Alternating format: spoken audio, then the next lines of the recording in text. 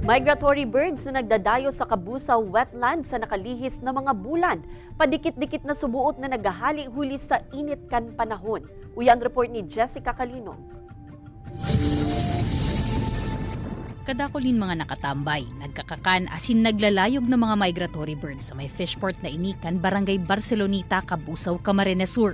An presensya kan mga ini sa lugar, pabor manda sa paghanap buhay ni Junard.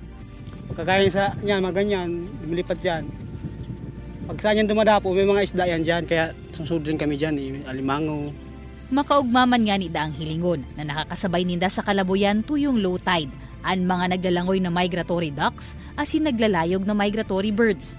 Sigun kay Abner Avesola, Wildlife Enforcement Officer kan Banwaanin Kabusaw, kan mga nakalihis na taon, Enero hasta Pebrero an peak kan pagruso kan mga migratory birds sa Kabusaw wetlands. Asin bulanin Marso, haros pahali na ang mga ini. Alagad ngunya na taon, Abril na, alagad akulpaman giraray ang nagtitinirdigdi na manibaybang species nin migratory birds. Maybe sa global warming, sa effect ng climate change, na bali ang amihan season na po-prolong, na i-adjust.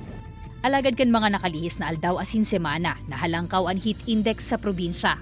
Nanotaranan ninda Abner ang dikit-dikit ng paghali kan mga ini sa Kabusaw wetlands. Parang sa maabot na may negative na yan, ma'am. Padikit-dikit na din. Maybe ibang mga migratory birds, halimbawa ining mga sandpipers and flowers, nakaka-mantinir pa man sindap. Pero padikit-dikit, nahalin na.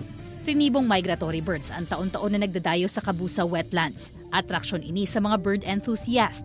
Nagpapahiling man ini na abundant o dakulpan alamang asin shells sa mudflat area kan Kabusaw Critical Habitat na iyong pigkakakan kan mga migratory bird.